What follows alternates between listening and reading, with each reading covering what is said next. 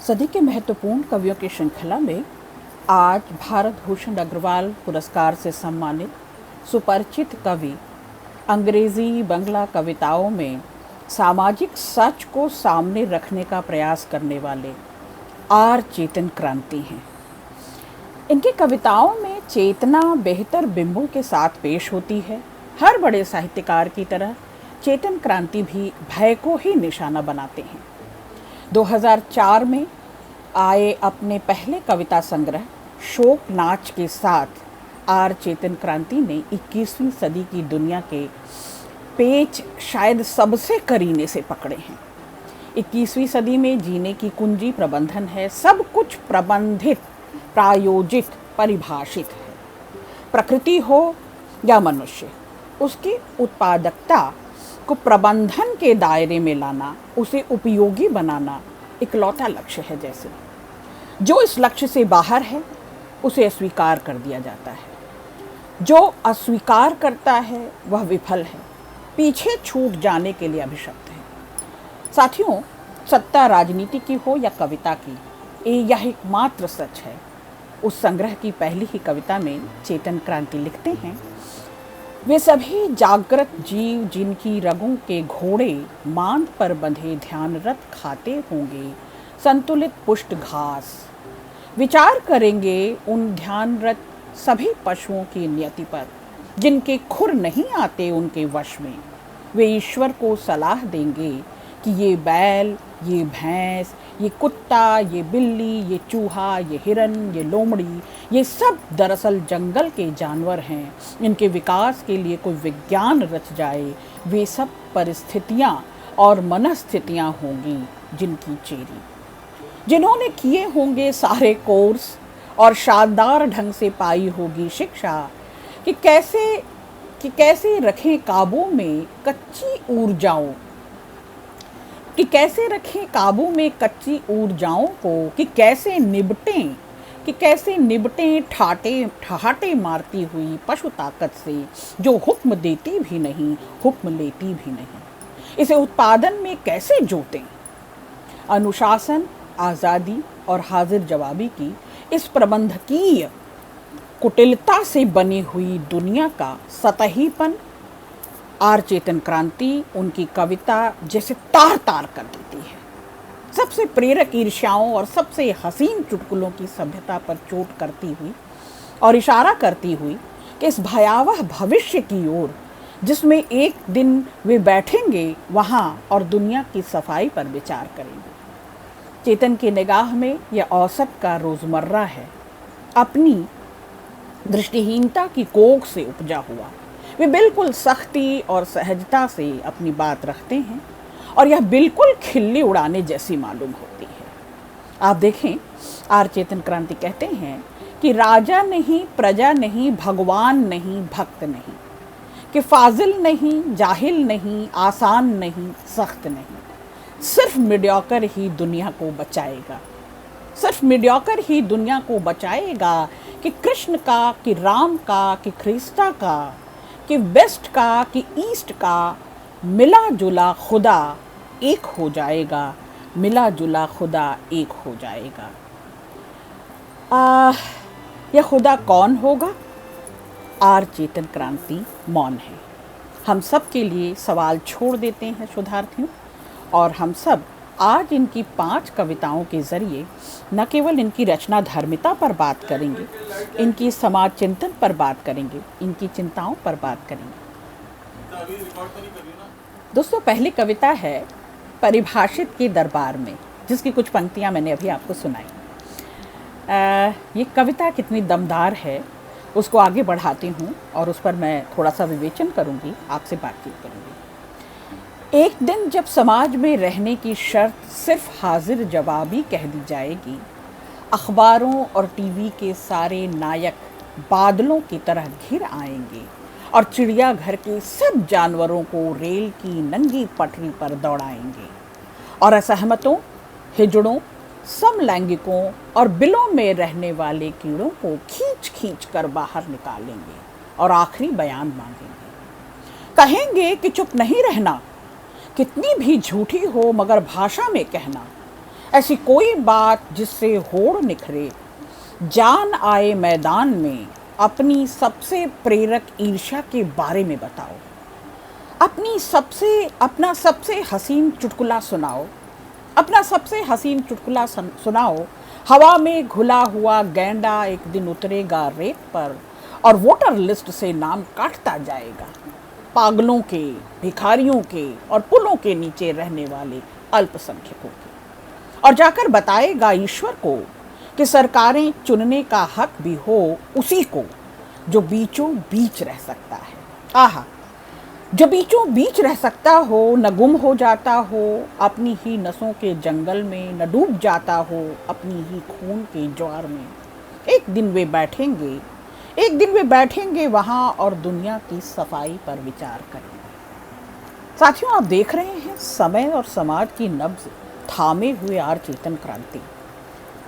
इनकी कविताओं में क्रांति का स्वर तीव्र है, त्वरा से है, निर्भीक है, और अपनी सपाट बयानी और अपनी साहस और जोखिम के साथ उन तबकों को, उन प्रतिष्ठित रसूखदार लोगों की शिनाख्त करते हुए चलते हैं जो इस वर्चस्व की राजनीति में पसरे हुए हैं, फैले हुए हैं, छाए हुए हैं, पूरे समाज को, पूरे देश को, राष्ट्र को आच्छादित किए हैं अपने वर्चस्व से, अपने रसूख से।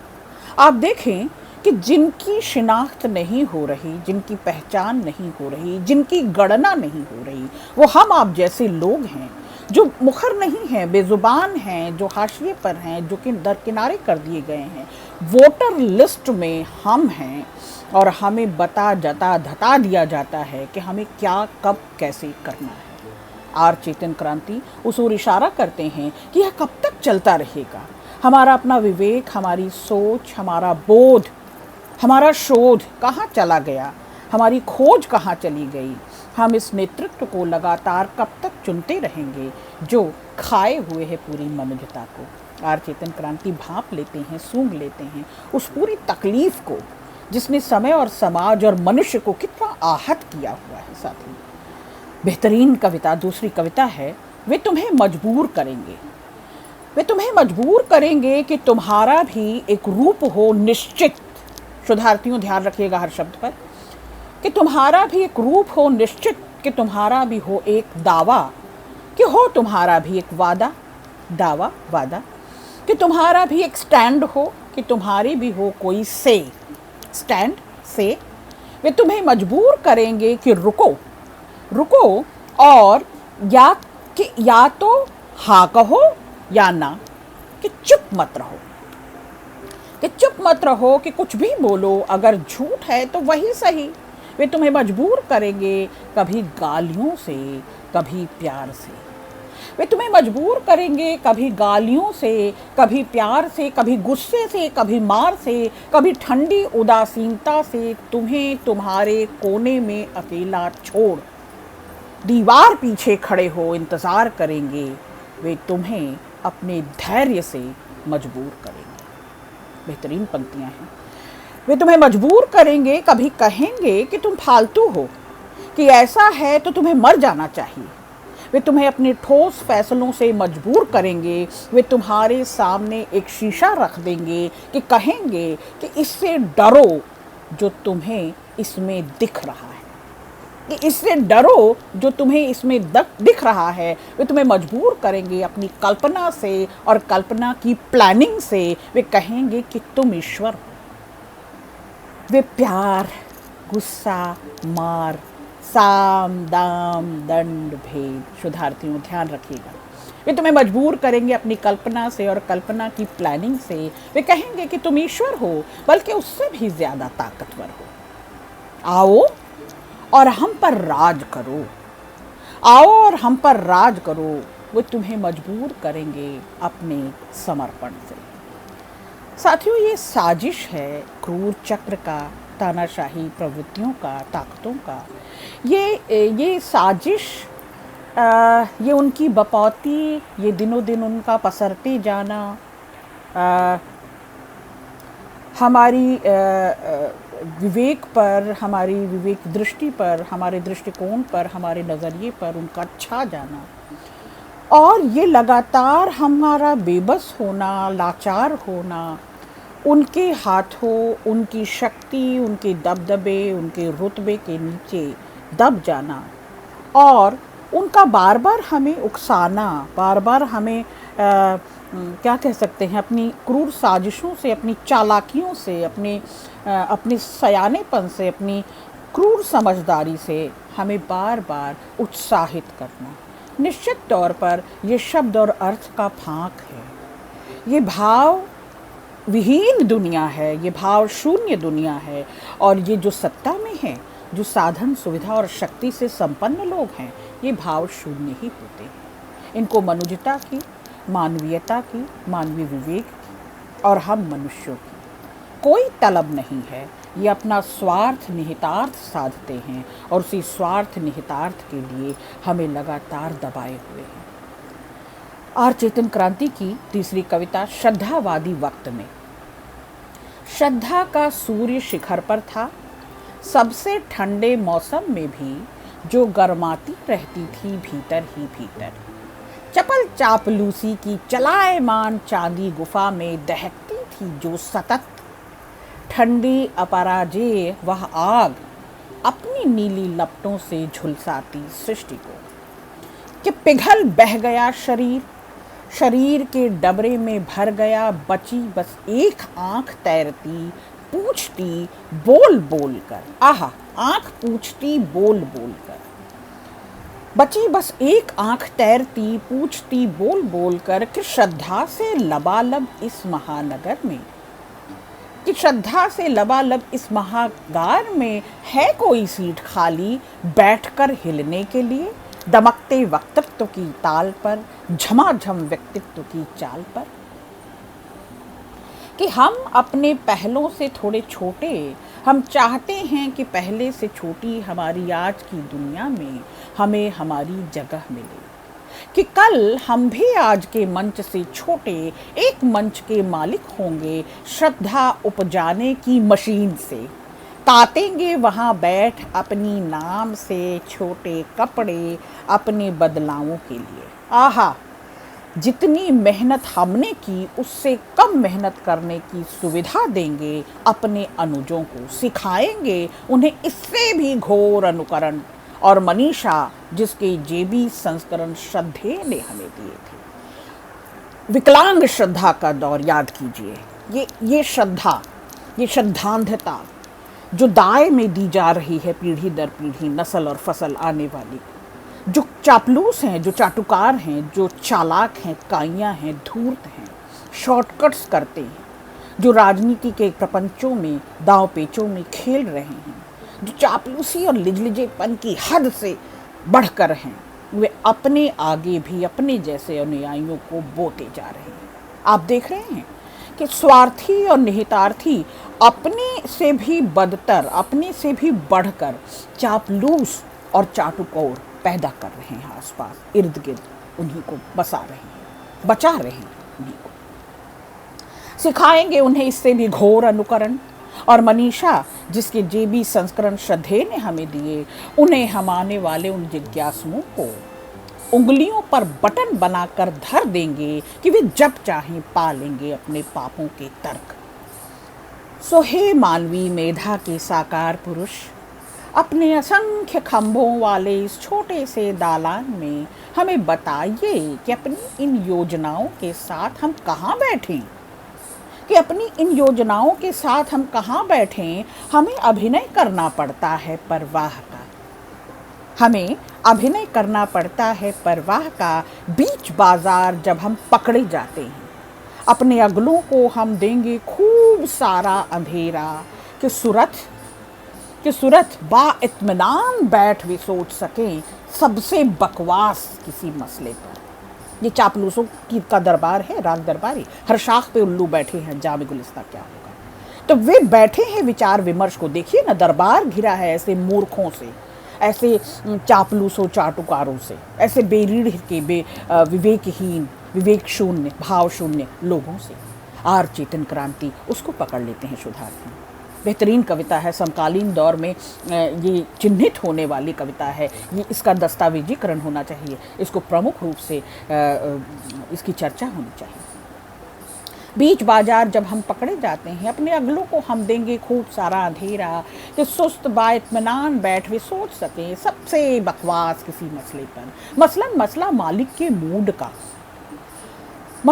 मसला मालिक के मूड का, इससे भी ज़्यादा सुलभ तुक उन्हें मिले। हर जंग वे जीतें और अंग न हिले, हर जंग वे जीते और अंग भी न हिले। आपने हमें दी सूक्तियाँ, हम उन्हें देंगे कूक्तियाँ।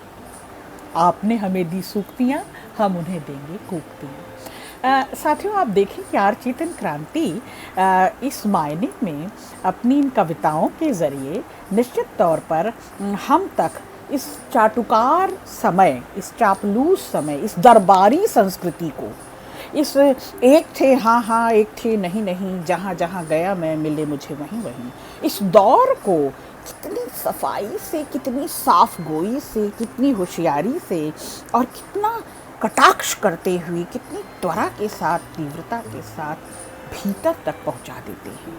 आर चेतन क्रांति की शोधार्थियों यही खूबी है इनकी कविताओं की कि कविताएं देखने, पढ़ने में, सुनने में आपको सरल लगती होंगी, लेकिन ये कतई सरल कविताएं नहीं हैं, धुर गंभीर कविताएं हैं। जब हम मानव, हम जनता, हम मननशील मनुष्य वोटरों में तब्दील हो रहे हैं, हम उनके लिए उनकी खाल पर गर्म वस्त्र की तरह इस्तेमाल हो रहे हैं, हम उनकी चमड़ी में भीतर तक घुसे हुए हैं, उनकी चमड़ी और दमड़ी का खेल देखते, जानते, समझते हुए भी उनसे यूज़ एंड थ्रो हो रहे हैं। आर चेतन क्रांति उस सारे दुख को, उस सारी तकलीफ़ को यहाँ पर उद्घाटित करते हैं साथी। और एक बेहतरीन कविता, इसका पाठ तो होना ही चाहिए, इसके लिए आर चेतन क्रांति बहुत ख्यात, सुख्यात, लोकप्रिय हुए हैं। ये कविता उनके मुँह से सुनिए, लाजवाब कविता है, मैं भी कोशिश करूँगी। सीलमपुर की लड़कियाँ, ये कविता मुझे विशेष प्रिय है, मेरे दिल के बहुत नज़दीक है। आप सुनिए शोधार्थियों, हम इस पर बात करें। सीलमपुर की लड़कियाँ विटी हो गईं, लेकिन इससे पहले वे बूढ़ी हुई थीं। जन्म से लेकर 15 साल की उम्र तक उन्होंने सारा परिश्रम बूढ़ा होने के लिए किया। 15 साला बुढ़ापा, जिसके सामने 60 साला बुढ़ापे की वासना विनम्र होकर झुक जाती थी और जुग जुग जियो का जाप करने लगती थी। यह डॉक्टर मनमोहन सिंह और MTV के उदय से पहले की बात है। तब इन लड़कियों के लिए न देश देश था, न काल काल था। ये दोनों दो कूल्हे थे, दो गाल और दो छातियाँ। ये दोनों दो कूल्हे थे, दो गाल, दो छातियाँ। बदन और वक्त की हर हरकत यहाँ आकर मांस के एक लोथड़े में बदल जाती थी और बंदर के बच्चे की तरह एक तरफ लटक जाती थी। तब की बात है जब हौज खास से दिलशाद गार्डन जाने वाली बस का कंडक्टर सीलमपुर में आकर रेजगारी गिनने लगता था। ये तब की बात है। फिर वक्त ने करवट बदली। सुष्मिता सेन मिस यूनिवर्स बनी और ऐश्वर्या राय मिस वर्ल्ड, और अंजलि कपूर जो पेशे से वकील थीं, किसी पत्रिका में अपने अर्धनग्न चित्र छपने को दे आईं। और सीलमपुर शाहदरे की बेटियों के गालों, कूल्हों और छातियों पर लटके मांस के लोथड़े सप्राण हो उठे। वे कबूतरों की तरह फड़फड़ाने लगे। 15 साला इन लड़कियों की 1000 साला पोपली आत्माएं अनजाने कंपनों, अनजानी आवाज़ों और अनजानी तस्वीरों से भर उठी। और मेरी ये बेडौल पीठ वाली बहनें बुजुर्ग वासना की विनम्रता से घर की दीवारों से और गलियों चौबारे से एक साथ तटस्थ हो गईं। जहां उन्हें मुस्कुराने की उम्मीद थी, वहाँ वे स्तब्ध होने लगी। जहाँ उन्हें मुस्कुराने की उम्मीद थी वे वहाँ स्तब्ध होने लगीं। वहाँ जहाँ उन्हें मेहनत की उम्मीद थी वहाँ वे यातना कमाने लगीं। जहाँ उनसे बोलने की उम्मीद थी वहाँ वे सिर्फ अकुलाने लगीं। उनके मन के भीतर दरअसल एक कुतुब मीनार निर्माणाधीन था। उनके और उनके माहौल के बीच एक समतल मैदान निकल रहा था जहाँ चौबीसों घंटे खट खट हुआ करती थी। यह उन दिनों की बात है जब अनिवासी भारतीयों ने अपनी गोरी प्रेमिकाओं के ऊपर हिंदुस्तानी दुल्हनियों को तरजीह देना शुरू किया था। यह उन दिनों की बात है जब अनिवासी भारतीयों ने अपनी गोरी प्रेमिकाओं के ऊपर हिंदुस्तानी दुल्हनियों को तरजीह देना शुरू किया था और बड़े बड़े नौकरशाहों और नेताओं की बेटियों ने अंग्रेजी पत्रकारों को चुपके से बताया था कि एक दिन वे किसी न किसी अनिवासी के साथ उड़ जाएंगे, क्योंकि कैरियर के लिए ज़रूरी था, कैरियर जो आज़ादी था। उन्हीं दिनों यह हुआ कि सीलमपुर के जो लड़के प्रिया सिनेमा पर खड़े युद्ध की प्रतीक्षा कर रहे थे वहाँ की सौंदर्यातीत उदासीनता से बिना लड़े ही पस्त हो गए।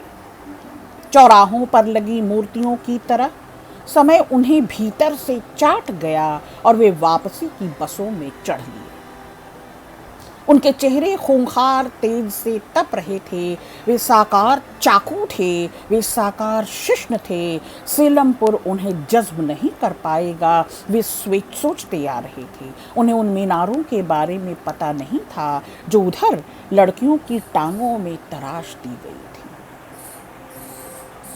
जो उन लड़कियों और उनके समय के बीच जाने कहाँ से निकल आया था। इसलिए जब उनका पाँव उस जमीन पर पड़ा जिसे उनका स्पर्श पाते ही धसक जाना चाहिए था, वे ठगे से रह गए। और लड़कियां, सीलमपुर की लड़कियां हंस रही थीं। वे जाने कहाँ की बस का इंतजार कर रही थीं और पता नहीं लगने दे रही थीं कि वे इंतजार कर रही थीं।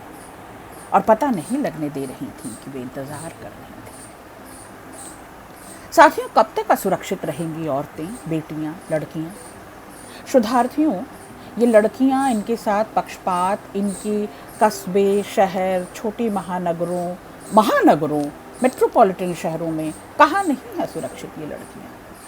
क्यों ये प्रोडक्ट की तरह, वस्तु की तरह आज भी देखी भोगी जा रही हैं?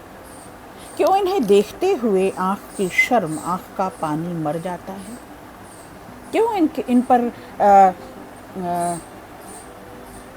कसे जाते हैं तमाम ताने, अपमान और लगातार उनकी आज़ादी को अधिकृत करके ये तानाशाह बजबजा रहा है पूरे समाज पर, गंधा रहा है ये आसपास और परिवेश।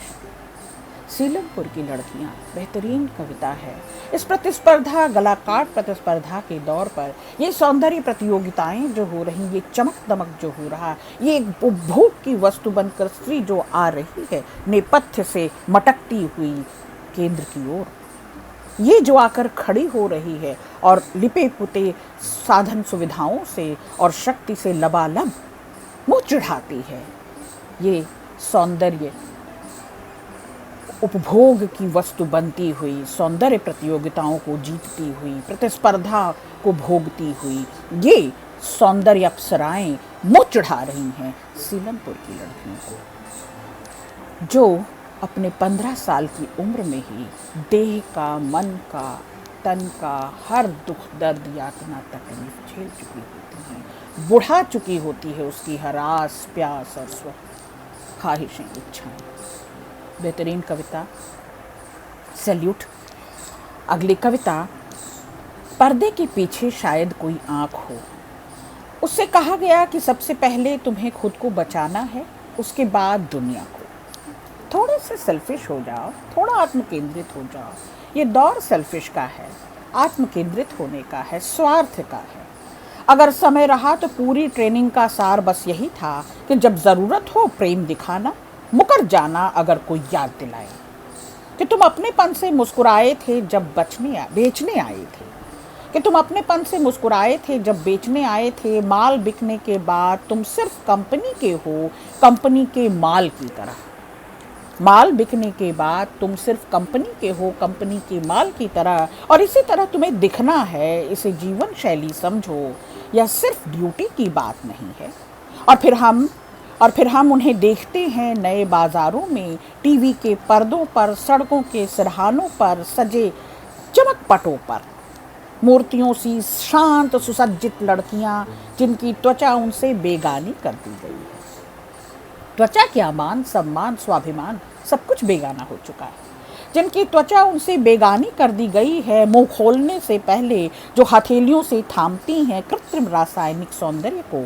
और फिर हम उन्हें देखते हैं नए बाजारों में, टीवी के पर्दों पर, सड़कों के सिरहानों पर सजे चमकपटों पर, मूर्तियों से शांत सुसज्जित लड़कियां जिनकी त्वचा उनसे बेगानी कर दी गई, मुंह खोलने से पहले जो हथेलियों से थामती हैं कृत्रिम रासायनिक सौंदर्य को, जो दरअसल संपत्ति हैं पे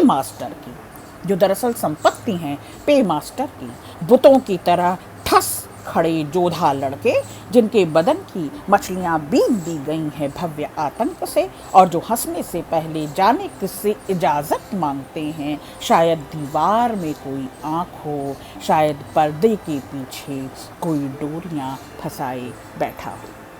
मित्रों, ये शोकनाच था। शोकनाच से कुछ ज़रूरी कविताएं थीं। सैल्यूट आर चेतन क्रांति आपकी बेहतरीन कविताओं के लिए। बहुत शुक्रिया शोधार्थी।